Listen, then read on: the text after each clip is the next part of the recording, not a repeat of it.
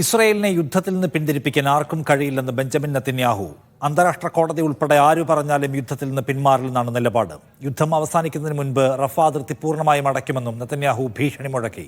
ഗസയിൽ നിന്ന് എല്ലാ ബന്ദികളെയും മോചിപ്പിക്കുമെന്ന് അമേരിക്കൻ പ്രസിഡന്റ് ജോ ബൈഡനും പ്രഖ്യാപിച്ചു. BK സുഹൈൽ കൂടുതൽ വിവരങ്ങളുമായി ന്യൂസ് ഡെസ്കിൽ നിന്ന്.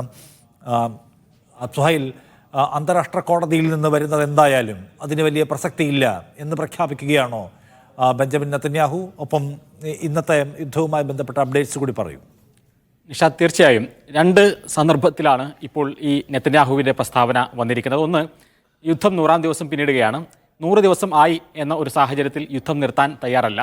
മറ്റൊന്ന്, ICJയിൽ നിന്ന്, അന്താരാഷ്ട്ര നീതിന്യായ കോടതിയിൽ നിന്ന് ഒരു പക്ഷേ 2 ആഴ്ചക്കുള്ളിൽ ഒരു ഇടക്കാല വിധി അല്ലെങ്കിൽ ഒരു ഇടക്കാല പരാമർശമെങ്കിലും വരാൻ സാധ്യതയുണ്ട്. യുദ്ധം അവസാനിപ്പിക്കണം എന്ന് ICJ പറയുകയാണെങ്കിൽ ഇസ്രായേൽ എന്ത് നിലപാടെടുക്കും? ഇതിനെല്ലാം മുന്നിൽ കണ്ടുകൊണ്ടാണ് നെതന്യാഹു പറയുന്നത് ഒരർത്ഥത്തിലും ഒരു ശക്തിക്കും ഇസ്രായേലിനെ ഈ യുദ്ധത്തിൽ നിന്ന് പിന്തിരിപ്പിക്കാൻ സാധ്യമല്ല എന്നാണ് നെതന്യാഹു പറയുന്നത്. ഇസ്രായേലിലെ വാർ ക്യാബിനറ്റിൽ തന്നെ ഇക്കാര്യത്തിൽ തർക്കമുണ്ട്. കാരണം ഒരു ഭാഗത്ത് ബന്ദികളുടെ ബന്ധുക്കൾ വലിയ സമ്മർദ്ദം ഇസ്രായേൽ സർക്കാരിന് മേൽ ഉയർത്തുന്നുണ്ട്. ബെന്നി ഗാൻസ് പോലെയുള്ള വാർ ക്യാബിനറ്റിലെ മന്ത്രിമാർ പറയുന്നത് ഇപ്പോൾ പ്രഥമ പരിഗണന നൽകേണ്ടത് ഈ ബന്ദികളെ മോചിപ്പിക്കാനാണ്, അതിനുശേഷം യുദ്ധം തുടരാം, ഒരു ഡീലിലേക്ക് അതിൻ്റെ ഇടയിൽ എത്താം എന്നെല്ലാം പറയുന്നു. പക്ഷേ അതിനെ അതിശക്തമായി നെതന്യാഹു എതിർക്കുകയാണ്. അതിന് പിന്തുണയുമായി അമേരിക്ക കൂടിയുണ്ട് എന്നുള്ളതാണ് ഏറ്റവും ശ്രദ്ധേയമായ കാര്യം. ഈ യുദ്ധം 100-ാം ദിവസം പിന്നിടുന്ന സാഹചര്യത്തിൽ അമേരിക്കയുടെ പ്രസിഡന്റ് ജോ ബൈഡൻ ഒരു പ്രസ്താവന ഇറക്കിയിട്ടുണ്ട്, വൈറ്റ് ഹൗസിൻ്റെ ഔദ്യോഗികമായ പ്രസ്താവന.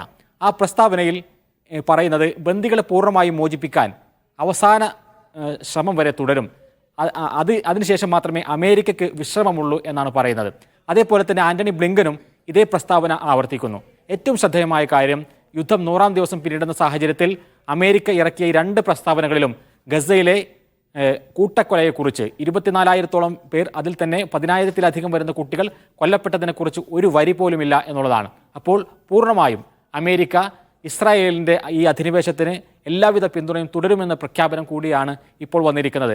ഗസക്കുള്ളിലേക്ക് വരികയാണെങ്കിൽ ഖാൻ യൂനിസിലെ വിവിധ കേന്ദ്രങ്ങളിൽ കഴിഞ്ഞ രാത്രിയും വലിയ ആക്രമണം തന്നെയാണ് ഇസ്രായേൽ നടത്തിയത്. 100 പേർ കൊല്ലപ്പെട്ടതായുള്ള റിപ്പോർട്ടുകളുണ്ട്. അതിന് പുറമെ അവിടെ അതിശക്തമായ മഴയും അതിശൈത്യവുമാണ്. ഈ ശൈത്യത്തിൽ ഈ അഭയാർത്ഥി ക്യാമ്പുകൾ എന്ന് പറഞ്ഞാൽ കെട്ടിയുണ്ടാക്കിയ ടെൻറ്റുകളാണ്. ആ ടെൻറ്റുകളിൽ കഴിയുന്ന ആളുകൾ വളരെ വലിയ ദുരിതമാണ് അനുഭവിക്കുന്നത്. പല ആളുകൾക്കും പുതപ്പ് പോലുമില്ല, ഭക്ഷണമില്ല, വെള്ളമില്ല എന്ന സ്ഥിതിയാണ്. ഈ വലിയ സാഹചര്യം നിലനിൽക്കുന്ന സാഹചര്യത്തിൽ തന്നെ നെതന്യാഹുവിൻ്റെ മറ്റൊരു പ്രഖ്യാപനം വരുന്നു. ഇപ്പോൾ തന്നെ നിലവിൽ റഫ അതിർത്തിയിൽ കർശനമായ നിയന്ത്രണമാണുള്ളത്.